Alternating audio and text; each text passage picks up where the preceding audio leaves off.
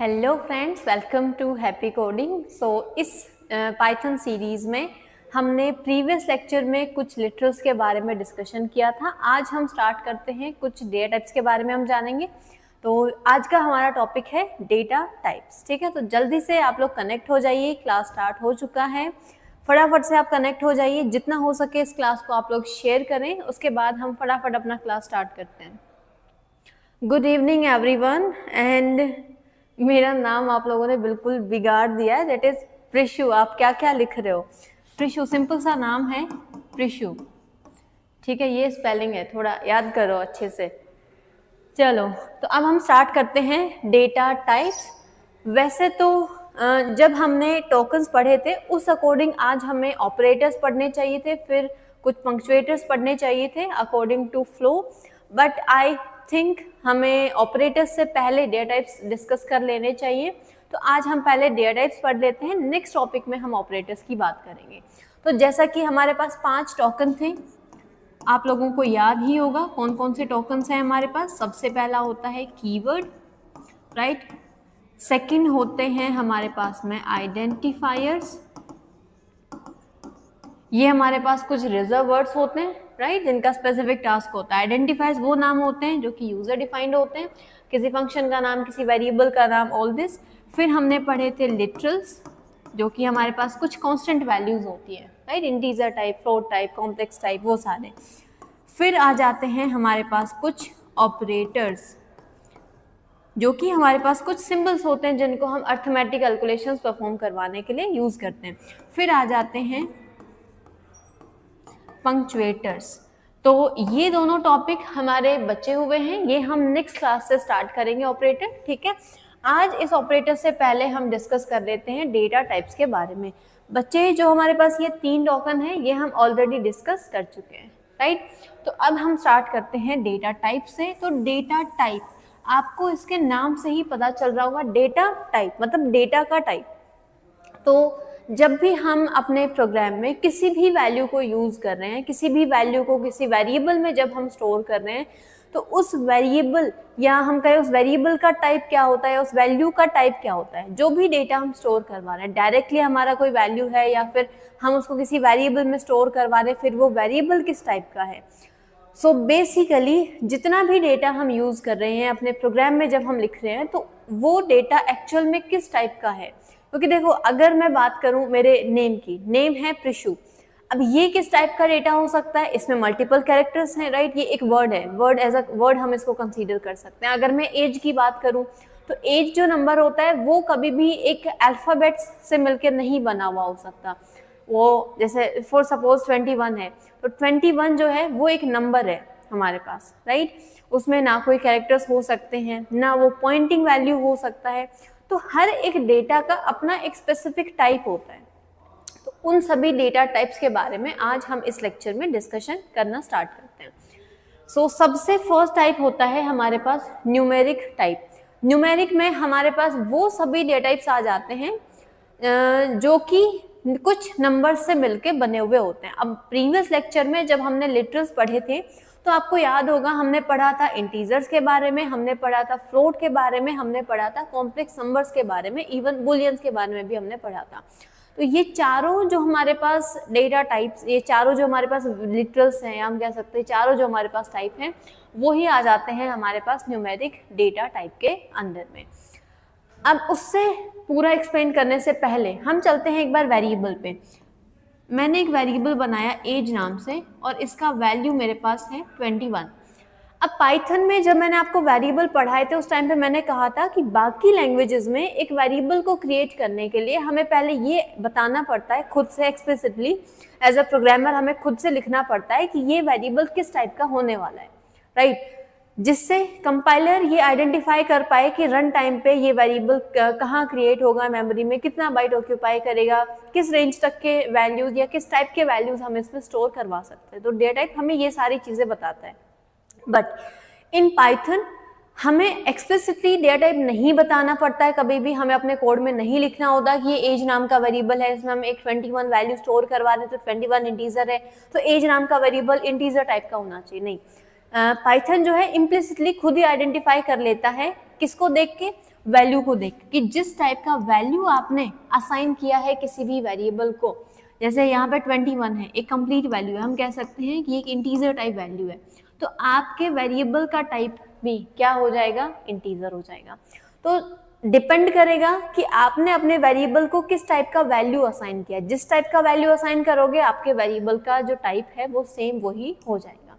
तो अगर अभी के लिए मैं प्रिंट करवाती हूँ, मैंने लिखा प्रिंट, टाइप प्रिंट करवाते हैं हम, किसका टाइप प्रिंट करवाएंगे, एज का। तो क्योंकि हमने इसको एक इंटीजर टाइप वैल्यू असाइन किया हुआ है तो हमारे पास टाइप क्या प्रिंट होके आ जाएगा, इंट, ठीक है। और क्योंकि हर एक डेटा टाइप पाइथन में क्या होता है, एज अ क्लास ट्रीट होता है, तो यहाँ पे हर एक जो हमारे पास डेटा टाइप्स हैं वो internally as a class behave कर रहे होते हैं, क्लास ही होते हैं इंटरनली, ठीक है।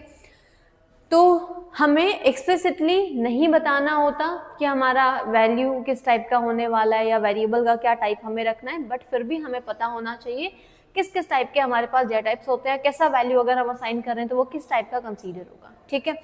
चलो स्टार्ट करते हैं। सबसे पहले इंटीजर की बात करते हैं। तो जब हमने इंटीजर लिटरल पढ़ा था वही सेम होता है हमारे पास में इंटीजर्स, कि अगर आपके पास कोई भी एक कंप्लीट वैल्यू है, वो 15 हो गया, 100 हो गया, 500 हो गया, ये सारे नंबर्स कैसे कंसीडर होते हैं, इंटीजर डेटा टाइप के कंसीडर होते हैं, ठीक है। अब इसमें हमारे पास पॉजिटिव नेगेटिव दोनों नंबर्स हो सकते हैं, ये भी हमने बात की थी, जैसे -5 हो गया, 0 भी हो सकता है। तो ये सभी नंबर्स किस टाइप के कंसीडर होंगे हमारे पास में, इंटीजर। इंटीजर के जितने रूल्स थे सारे वो सब हमने प्रीवियस लेक्चर में देख लिए थे already, right. Float, float type के वैल्यूज ऐसे वैल्यूज होते हैं जो कि कोई भी पॉइंटिंग वैल्यू होता है, ठीक है। एक सेकेंड,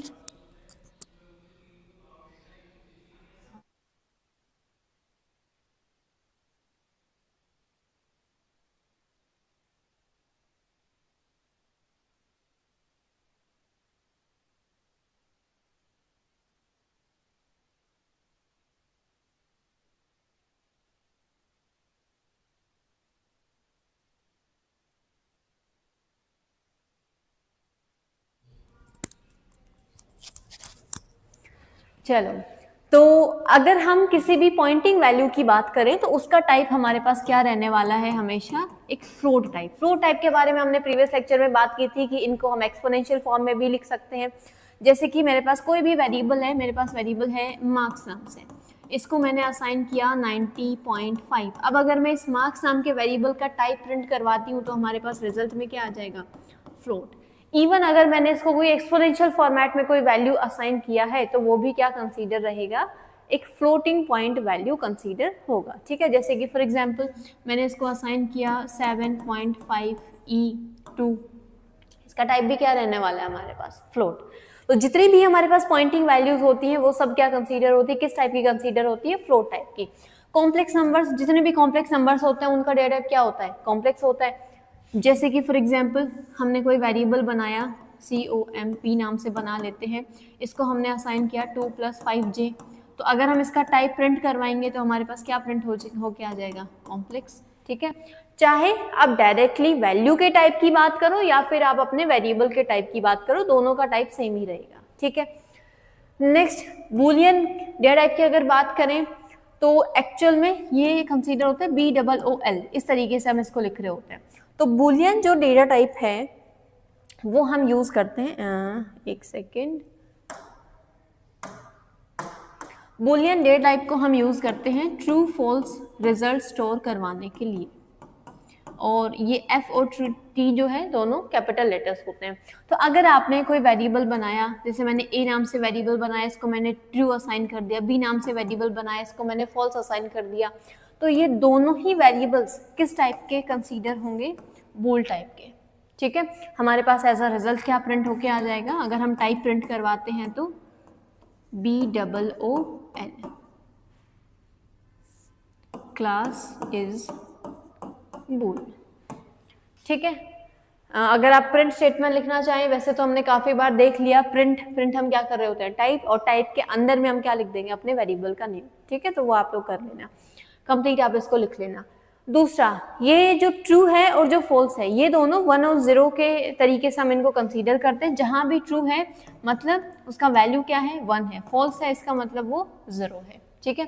तो इस तरीके से हम इनको नंबर्स की फॉर्म में रिप्रेजेंट करते हैं, ट्रू और फॉल्स को। इन केस अगर मैंने लिखा ट्रू प्लस ट्रू, तो यहाँ मेरे पास रिजल्ट क्या आएगा 2, क्योंकि इसका वैल्यू भी 1 है, इसका वैल्यू भी 1 है, दोनों को ऐड कर रहे हैं, रिजल्ट क्या आएगा 2। तो इस तरीके से हम कह सकते हैं कि इनका जो न्यूमेरिक वैल्यू है वो क्या होता है 1 एंड 0। ठीक है, चलें आगे। नेक्स्ट आ जाता है हमारे पास में सीक्वेंस टाइप्स। सीक्वेंस टाइप का मतलब है जहां हमारे पास कलेक्शन ऑफ डेटा हो, और उस कलेक्शन में कौन कौन से आ जाते हैं सीक्वेंस टाइप में, string, list and tuple. String, list, tuple किस टाइप के टाइप्स हैं ये, सीक्वेंस। अब अगर मैंने कोई भी स्ट्रिंग बनाया, कोई लिस्ट बनाया, कोई टपल बनाया, हम बना के देख लेते हैं। नेक्स्ट स्लाइड पे चलते हैं। यहाँ पे अगर मैंने कोई लिस्ट बनाया, वैसे तो ये हमारे पास अलग टॉपिक्स होने वाले हैं, string, list, tuple, dictionary, map, set, ये सभी अलग अलग चैप्टर्स में हम इनको डिस्कस करने वाले हैं, थोड़ा बहुत समझ लेते हैं। ठीक है, अगर मैंने एक लिस्ट बनाया, लिस्ट हमारे पास क्रिएट होता है स्क्वायर ब्रैकेट से। ठीक है, यहाँ पे आप मल्टीपल वैल्यूज स्टोर करवा सकते हो एक साथ। तो अगर मैं इसका टाइप प्रिंट करवाती हूँ, मैंने लिखा प्रिंट टाइप ऑफ li, तो आपके पास में एज अ रिजल्ट क्या प्रिंट होके आ जाएगा, क्लास। और ये कौन सी क्लास से बिलोंग करता है, लिस्ट क्लास से। ठीक है, तो ये हमारे पास हो गया लिस्ट। अब लिस्ट के अंदर में हमारे पास डिफरेंट टाइप ऑफ डेटा हो सकता है, जैसे ये आपके पास नंबर्स हो गए, फ्लोटिंग पॉइंट वैल्यूज हो सकती है, आपके पास कोई स्ट्रिंग हो सकता है। ठीक है, तो ये हो गया हमारे पास लिस्ट। लिस्ट को हम स्क्वायर ब्रैकेट्स से हम जो है क्रिएट कर रहे होते हैं। अब बात कर लेते हैं नेक्स्ट स्ट्रिंग की। स्ट्रिंग जो डेटा टाइप है उसमें हमारे पास सिंगल कैरेक्टर हो सकते हैं, मल्टीपल कैरेक्टर हो सकते हैं, कोई मल्टीपल लाइंस हो सकते हैं, पैराग्राफ हो सकते हैं, जो कि हमने कल डिस्कस किया भी था। तो अगर मेरे पास कोई भी स्ट्रिंग है, जैसे मैंने लिखा str, या जैसे मैंने कोई वेरिएबल बनाया नेम, और नेम के अंदर में मैंने स्टोर किया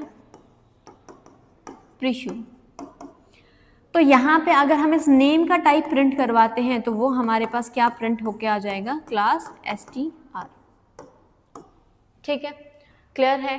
तो अगर मेरे पास कोई वर्ड है, चाहे मैं इसको सिंगल क्वॉट में इनक्लोज करूं, डबल क्वॉट में, ट्रिपल क्वॉट में, या फिर ट्रिपल टाइम ट्रिपल क्वॉट में, तो हर एक चीज जो कि सिंगल क्वॉट, डबल क्वॉट इन सब में इनक्लोज है, वो क्या कंसीडर होती है, स्ट्रिंग कंसीडर होती है। इवन अगर आपके पास सिंगल कैरेक्टर हो, सिंगल कैरेक्टर भी होता अगर मेरे पास इसमें, तो भी ये स्ट्रिंग जो है वो हम इसको कंसीडर करते हैं। इवन अगर ये सिंगल क्वॉट में इनक्लोज है तब भी ये एक स्ट्रिंग ही है।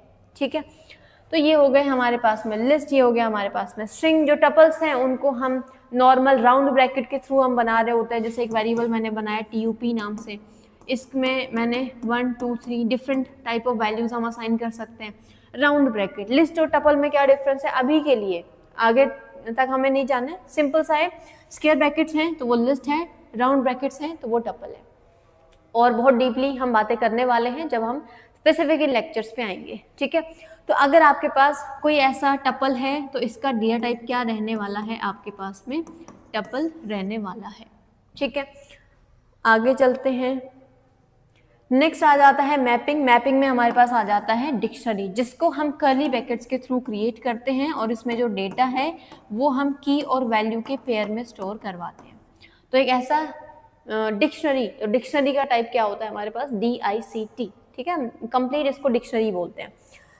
तो अगर मैं इसको क्रिएट करके दिखाऊं, तो फॉर एग्जांपल मैंने लिखा नेम, और नेम का वैल्यू आपके पास है प्रिशु, कुछ इस तरीके से। ठीक है, तो ये आपके पास एक डिक्शनरी हो गया। बाकी आप इसको नंबर्स के तरीके से स्टोर करवा सकते हैं, जैसे मैंने लिखा 1, फिर मैंने कुछ स्ट्रिंग लिख दिया। ठीक है, इस तरीके से की और वैल्यू के पेयर में हम स्टोर करवाते हैं हमेशा। तो इसका जो टाइप है वो आपके पास क्या प्रिंट होके आ जाएगा, DICT, dictionary. Set type, set का मतलब है ये सेम कर्ली ब्रैकेट्स में ही क्रिएट होता है, बट ये की वैल्यू पेयर में नहीं होता, नॉर्मली होता है। जैसे कि 1 2 3 ये मैंने वैल्यू स्टोर की है, तो ये हमारे पास एक सेट है। ठीक है, नन टाइप, नन टाइप की भी हमने बात की थी। मैंने एक वेरिएबल बनाया a नाम से, इसको मैंने असाइन कर दिया नन, तो इसका टाइप हमारे पास क्या प्रिंट होके आ जाएगा, नन टाइप। ठीक है, तो इस तरीके से ये हमारे पास अलग अलग डेटा टाइप्स हैं, अलग अलग वैल्यूज के अकॉर्डिंग हमारे पास ये सब डिफरेंट डेटा टाइप्स हैं। ठीक है, इतने ही हैं, इन सब के बारे में हम डीपली पढ़ेंगे। डेटा टाइप हमने देख लिया, अगर कोई लिस्ट है तो उसका डेटा टाइप होगा लिस्ट, कोई टपल है तो उसका डेटा टाइप होगा टपल, सेट है तो उसका डेटा टाइप होगा सेट, डिक्शनरी है तो उसका डेटा टाइप होगा डिक्ट, DICT, ठीक है, स्ट्रिंग है तो उसका डेटा टाइप होगा STR। तो इस तरीके से ये हमारे पास कंप्लीट डेटा टाइप्स हैं। अब डेटा टाइप्स के अंदर में हमने इनको फर्दर क्लासिफाई किया हुआ है इम्यूटेबल और म्यूटेबल में। अब म्यूटेबल और इम्यूटेबल का क्या मतलब है, जैसे अगर यहाँ पे बात करें, मैंने एक वेरिएबल बनाया, इसको मैंने असाइन किया 21, ठीक है। अब नेक्स्ट स्टेटमेंट में मैं इस वेरिएबल को कोई दूसरा वैल्यू असाइन करती हूँ, मैंने असाइन किया एज को 51 मैंने असाइन कर दिया।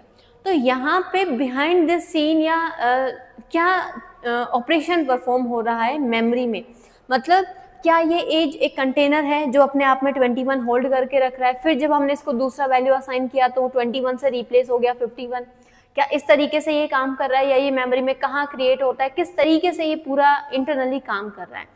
तो वो हम बात कर रहे हैं अभी इम्यूटेबल वर्सेस म्यूटेबल में। तो सबसे पहले हम बात कर लेते हैं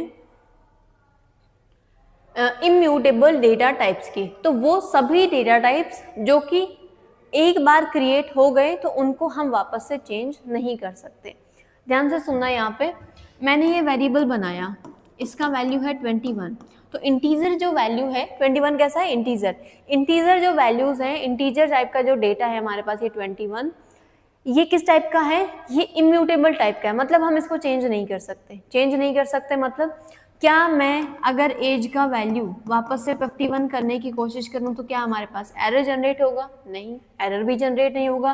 बट फिर भी हम कह रहे हैं कि इम्यूटेबल है, इसको आप चेंज नहीं कर सकते। तो फिर डिफरेंस क्या हुआ, अगर हम मेमोरी रिप्रेजेंटेशन की बात करें तो मेमोरी में क्या होता है, हमारे पास में अलग अलग स्पेस होते हैं। जैसे कि ये मेरे पास एक मेमोरी है, हीप मेमोरी, ठीक है, थोड़ा सा ध्यान से समझना इस चीज़ को।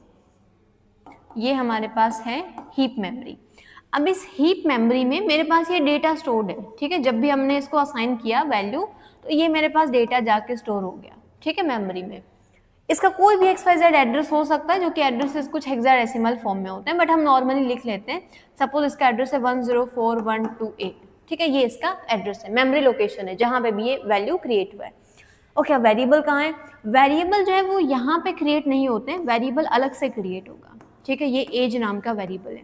अब ये क्या कर रहा है, ये इस मेमोरी को पॉइंट कर रहा है, मतलब ये एज जो है ये अपने आप में कंटेनर नहीं है कि अपने आप में वैल्यू को स्टोर करके रख रहा है, जैसे कि हमारे पास अदर लैंग्वेजेस में होता है, लाइक C++, जावा, इन सब में कि वेरिएबल हमारे पास एक कंटेनर होता है, मेमोरी एड्रेस का नाम होता है, जैसे इस मेमोरी एड्रेस की जगह मैं एज नाम रख दूं, ये हमारे पास बाकी लैंग्वेजेस में होता है। बट पाइथन में क्या है, वैल्यू हमारे पास क्रिएट हो गया, ठीक है, हीप मेमोरी में। अब ये जो एज है ये एक तरीके से एक रेफरेंस है या लेबल हम इसको कह सकते हैं। तो ये हमारे पास क्या है, रेफरेंस टू वैल्यू, जो वैल्यू हमने असाइन किया है इसको, जब वो वैल्यू मेमोरी में क्रिएट होगा तो ये उसको रेफर कर रहा होगा, हम कह सकते हैं, मतलब इस वेरिएबल के पास में इसका एड्रेस है, ठीक है। अब क्या होगा जब हम इसको चेंज करने की कोशिश करें, तो सबसे पहले तो चेक किया जाएगा कि क्या मेरे पास 51 डेटा ऑलरेडी मेमोरी में क्रिएटेड है, क्या मेरे पास ऑलरेडी 51 स्टोर्ड है मेमोरी में। अगर है तो उसी सेम जहां भी वो क्रिएटेड है उसका रेफरेंस दे दिया जाएगा। अदरवाइज क्या होगा कि वापस से एक मेमोरी क्रिएट होगा, इसमें 51 स्टोर किया जाएगा, इसका जो भी XYZ एड्रेस होगा, सपोज ये एड्रेस है 1543221, ये कुछ एड्रेस है। अब क्या होगा, अब एज का जो रेफरेंस है वो यहाँ से ब्रेक हो जाएगा। अब एज किसको रेफरेंस दे रहा होगा, इस नए वैल्यू को, वो मेमोरी में क्रिएटेड है। अब एज नाम का वेरिएबल किसको पॉइंट कर रहा है, इस 51 वाले मेमोरी को पॉइंट कर रहा है। तो ये बिहाइंड द सीन पूरा काम होता है। तो अगर हमारे पास कोई भी इम्यूटेबल डेटा टाइप है तो उसका मतलब है कि जब आपने वो वैल्यू एक बार क्रिएट किया, वेरिएबल को असाइन कर दिया, अब आप अपने वेरिएबल का वैल्यू चेंज करते हैं तो आपका वैल्यू चेंज नहीं हो रहा है, आपका जो वेरिएबल है वो पहले किसी और वैल्यू को रेफरेंस कर रहा था, तो उसके पास किसी और वैल्यू का रेफरेंस था, अब उसके पास किसी और वैल्यू का रेफरेंस आ जाएगा। जैसे दोबारा मैं लिखती हूँ, मैंने यहाँ लिखा एज, नेक्स्ट स्टेटमेंट में हम लिखते हैं एज, और एज को हम असाइन कर रहे हैं 81। इस केस में क्या होगा, 81 वापस मेमोरी में अलग से क्रिएट होगा, ठीक है, जैसे कि यहाँ पे 81 क्रिएट हो गया, अब ये इसको पॉइंट नहीं करेगा, अब ये इस एड्रेस को पॉइंट करेगा। ठीक है, तो ये पूरा इस तरीके से लॉजिकली मेमोरी में पूरा काम होता है। ठीक है, चलें आगे, तो रीड कर लेते हैं एक बार। Once created they can not be change, if you try to change them new object is created. अब देखो एक्चुअल में जो हमारे पास ये वैल्यूज होती हैं, मैंने क्या कहा, जब हम क्लास और ऑब्जेक्ट पढ़ेंगे उस टाइम पे और हमें क्लियर होंगी चीजें, बट अभी के लिए जैसे मैंने कहा कि ये वैल्यू किस टाइप का है, 21 वैल्यू किस टाइप का है, इंटीजर टाइप का है, राइट। और अगर हम जब हम प्रिंट करवाते हैं तो हमारे पास आता है क्लास इंट, मतलब ये डेटा टाइप क्या है, एक्चुअल में ये डेटा टाइप क्या है, ये एक क्लास है। तो ये क्लास है, तो ये 21 क्या है, ये एक ऑब्जेक्ट है। ठीक है, क्लास और ऑब्जेक्ट के तरीके से सारी चीजें पाइथन में वर्क करती हैं। तो डेटा टाइप्स हमारे पास होते हैं क्लास, उन डेटा टाइप के अगर हम कोई भी वैल्यू क्रिएट करते हैं तो वो होता है हमारे पास में एक ऑब्जेक्ट। तो अगर आप अपने वेरिएबल का वैल्यू चेंज करने की कोशिश करेंगे तो उस केस में एरर नहीं आएगा, बस आपके पास दूसरा ऑब्जेक्ट क्रिएट हो जाएगा। अब आपका ये जो एज नाम का वेरिएबल है ये उस दूसरे क्रिएटेड ऑब्जेक्ट को पॉइंट कर रहा होगा। ठीक है, कौन कौन से इम्यूटेबल डेटा टाइप होते हैं, इंटीजर होता है, फ्लोट होता है, स्ट्रिंग होता है, कॉम्प्लेक्स होता है और टपल। तो ये सारे डेटा टाइप हमारे पास कैसे होते हैं, इम्यूटेबल, मतलब हम इनको चेंज नहीं कर सकते। अगर हम चेंज करने की कोशिश करेंगे तो मेमोरी में हमारे पास में अलग से एक लोकेशन क्रिएट होगा। अगर हम चेक करना चाहें कि एक्चुअल में ये चीज़ें काम कर रही हैं या फिर सिर्फ बोलने के लिए है, तो अगर मैं इस वाले को हम अभी के लिए हटा देते हैं, 81 ही रखते हैं। हम क्या करते हैं कि यहाँ पे इनके एड्रेसेस प्रिंट करवा के देख लिया। एक और एग्जांपल ले लेते हैं हम यहीं पे, कि मेरे पास वेरिएबल है ए नाम से, इसका वैल्यू है 21। ठीक है, अब मैं प्रिंट करवाती हूँ इनका एड्रेस। तो एड्रेस प्रिंट करवाने के लिए हम आईडी को यूज़ कर सकते हैं। तो मैंने लिखा ए का आईडी प्रिंट करवाओ। मेमोरी बना लेते हैं एक बार वापस से।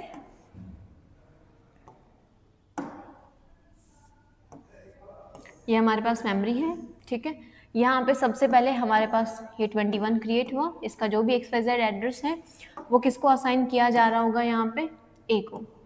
तो ए किसको पॉइंट कर रहा होगा अभी के लिए, इस मेमोरी को, राइट। तो अगर सपोज इसका जो भी है 1 2 3 4 5 6 ये इसका एड्रेस है। अगर हम अभी के लिए एड्रेस प्रिंट करवाते हैं तो इन दिस केस हमारे पास में एड्रेस क्या प्रिंट होके आना चाहिए, जिसको ये अभी के लिए पॉइंट कर रहा है। तो ये सेम एड्रेस आपके पास आईडी जो है वो प्रिंट होके आएगा। तो यहाँ पे हैश करके हम लिख लेते हैं 1 2 3 4 5 6, ये अभी के लिए आपके पास एड्रेस प्रिंट होके आ जाएगा। फिर हम इसका वैल्यू चेंज कर देते हैं, हमने इसका वैल्यू कर दिया 51। तो अभी क्या होगा, नया ऑब्जेक्ट क्रिएट होगा, ये हो गया 51 क्रिएट। इसका जो भी XYZ एड्रेस होगा, सपोज इसका एड्रेस है 54321, तो अब ये ए इसको पॉइंट नहीं करेगा, ये पॉइंट करेगा इस नए मेमोरी लोकेशन को। तो अब अगर हम इसका आईडी प्रिंट करवाते हैं, प्रिंट आईडी ऑफ ए, तो आपके पास में एज अ रिजल्ट क्या प्रिंट होके आएगा, 54321।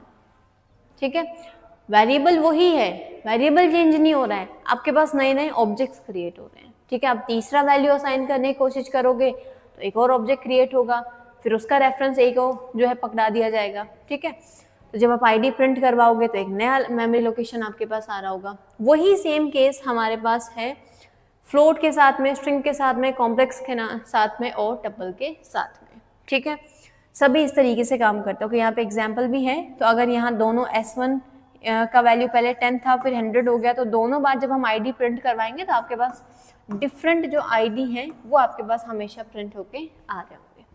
ठीक है, तो इस तरीके से बिहाइंड द सीन सारे हमारे पास इम्यूटेबल डेटा काम करते हैं। ओके, चलें आगे। अब हम बात कर लेते हैं म्यूटेबल की। म्यूटेबल का मतलब है जिनको आप चेंज कर सकते हो। एक बार आपने क्रिएट कर दिया तो वो एक्चुअल जिस मेमोरी लोकेशन पे वो बने हैं वहीं पे अपडेट हो रहा होगा। आपके पास नए ऑब्जेक्ट्स कभी भी क्रिएट नहीं होंगे, आप उनको नॉर्मली जो है आप चेंज कर सकते हो। जैसे कि फॉर एग्जांपल म्यूटेबल में हमारे पास आ जाता है लिस्ट। तो जैसे मैंने एक लिस्ट क्रिएट किया li नाम से 1 2 3, ये इसके वैल्यूज हैं। ठीक है, ये हमने असाइन किया है। अब जब लिस्ट क्रिएट होता है तो ये कंटिन्यूअस मेमोरी में क्रिएट होता है। जैसे कि सपोज ये हमारे पास लिस्ट क्रिएट हुआ है। ठीक है, 3 एलिमेंट का, पहला है इसमें वैल्यू 1 2 और फिर 3। हम एक काम करते हैं, कुछ लार्जर वैल्यूज रखते हैं, 10 20 30 रख लेते हैं। ठीक है, तो यहाँ पे 10, 20, 30 ये तीनों कंटिन्यूअस मेमोरी में जो है क्रिएट हो गए। अब लिस्ट के केस में क्या इंडेक्सिंग काम करता है कि जीरोथ इंडेक्सिंग है, फर्स्ट इंडेक्सिंग है, सेकेंड इंडेक्सिंग है। तो इंडेक्सिंग हमेशा जीरो से स्टार्ट होता है, बाकी सारी चीजें जब हम लिस्ट डीपली पढ़ेंगे उस टाइम पे हम डिस्कस करेंगे, ठीक है। तो ये हमारे पास एक लिस्ट क्रिएट हो गया जो कि कंटिन्यूअस मेमोरी में क्रिएट हुआ है। सपोज इसका कोई एड्रेस है 14321, इसका कोई एड्रेस हो गया 14821, ठीक है, कोई भी XYZ इनके एड्रेसेस है। तो अब ये LI ये पूरा कहाँ क्रिएट हुआ है, हीप में। अब ये बना हमारे पास एक LI। अब ये किसको पॉइंट कर रहा होता है, ये पॉइंट करता है सबसे फर्स्ट को, बेस एड्रेस को। अब अगर हम इस LI को क्रिएट करें तो ये कुछ इस तरीके से क्रिएट होगा। एक्चुअल में बिहाइंड दिस सीन अगर हम बात करें, इसको इरेज करते हैं, पूरा गड़बड़ हो गया, ठीक है। तो ये LI किसको पॉइंट कर रहा होगा, इसको। और यहाँ पे हमारे पास सबसे पहले 0, 1, 2 ये इंडेक्स पोजीशंस हैं। 0 पे जो एड्रेस है वो यहाँ होगा 14321, फर्स्ट पे जो एड्रेस है आपके पास 14821, और सेकंड का जो भी XYZ एड्रेस होगा। तो पूरा जो रेफरेंसेस हैं वो ये इस तरीके से स्टोर करके रखता है कि जीरोथ वाले का क्या रेफरेंस है, फर्स्ट वाले का क्या रेफरेंस है, सेकंड वाले का क्या रेफरेंस है। ये कोई भी अगर डाउट है आप लोगों को बीच में तो आप लोग पूछ सकते हो।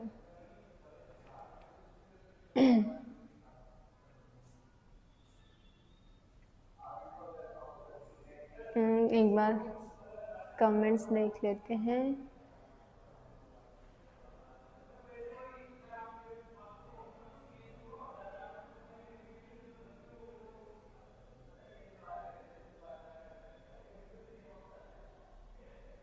कॉम्प्लेक्स नंबर्स का मतलब है, कॉम्प्लेक्स नंबर का मतलब है, जब हमने लेटर्स पढ़े थे उस टाइम पे हमने पढ़ा था कि अगर आपके पास कोई ऐसा नंबर है जिसमें रियल और इमेजिनरी दो पार्ट आपके पास हैं, वो नंबर्स हमारे पास कॉम्प्लेक्स नंबर्स होते हैं, जिनको हम कुछ जे के साथ में रिप्रेजेंट करते हैं कि आपका रियल पार्ट होता है, ये आपका इमेजिनरी पार्ट होता है। इमेजिनरी पार्ट को आप जे के साथ में लिखते हो, जैसे कि फॉर एग्जाम्पल मेरे पास है 5 + 3J, ठीक है। ये कॉम्प्लेक्स नंबर्स होते हैं हमारे पास।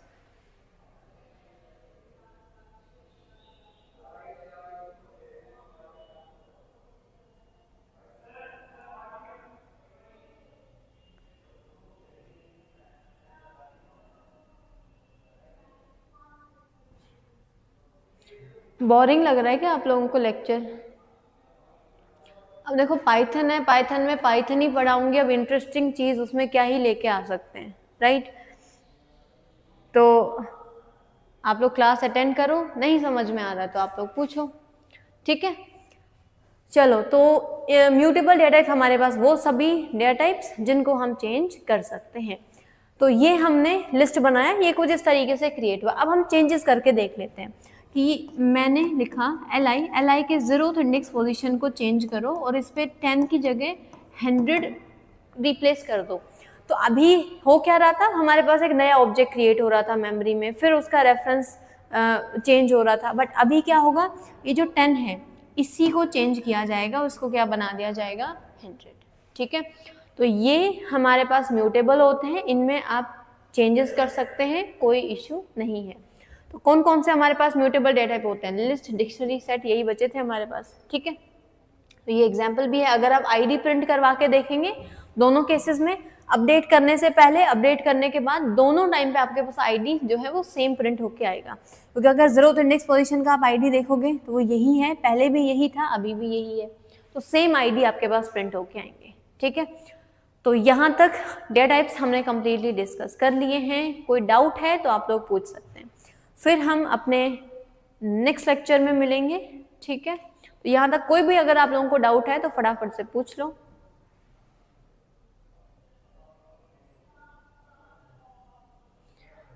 ये क्लास क्यों नहीं रही है, नहीं रही है का क्या मतलब, क्या पूछना चाह रहे हो आप?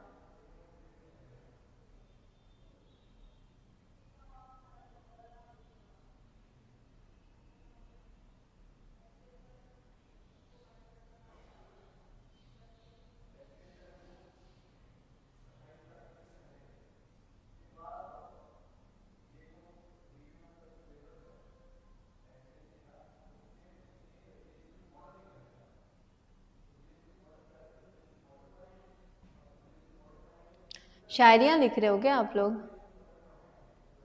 मतलब क्लास पे तो कोई ध्यान ही नहीं है आप लोगों का।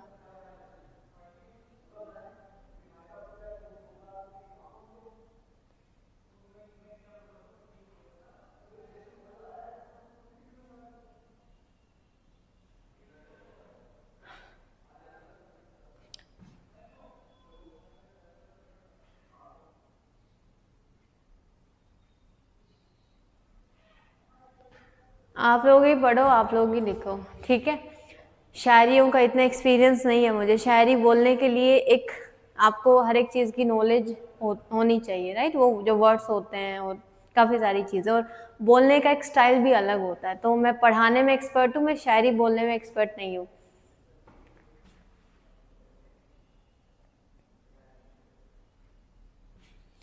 चलो फिर अब हम मिलते हैं अपने नेक्स्ट लेक्चर में। डेटा टाइप्स हमने कवर कर लिए हैं। नेक्स्ट लेक्चर में हम कवर करेंगे कुछ ऑपरेटर्स, उसके बाद हम पंक्चुएटर्स के बारे में डिस्कशन करेंगे, ठीक है। So bye bye, take care everyone.